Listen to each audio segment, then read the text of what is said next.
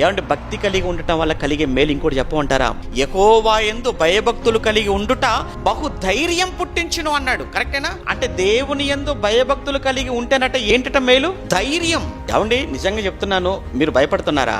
మీరు దేనికైనా భయపడుతున్నారంటే ఒకటే గుర్తు ఏంటంటే మీకు దేవుడు పట్ల మీకు భయము భక్తి లేదని అర్థం, అంతే, అంతకుమించి ఇంకేం లేదు. విషయం చెప్తాను, నిజంగా భక్తి ఎంత ధైర్యాన్ని మనలో కలిగిస్తుందో చెప్పడానికి ఒక ఎగ్జాంపుల్ చెప్పమంటారా? దానియేలు తీసుకుని వెళ్ళి సింహ బోన్లో వేశారు. విచిత్రం ఏంటంటే బోన్లో వేయించిన దర్యావేషున్నాడు రాజు, దర్యావేషు భయపడిపోతున్నాడు, వేయించిన రాజు భయపడిపోతున్నాడు. కానీ దానియేలు మాత్రం ధైర్యంగా ఉన్నాడు. తెల్లవారేసరికి రాజు పరిగెత్తుకుంటూ వచ్చేసాడు సింహ బోను దగ్గరకు. వచ్చేసి దానియేలు దానియేలు అని పిలుస్తాడు. ఆయనకు భయం అవుతుంది. ఎవరికి భయం అవుతుంది?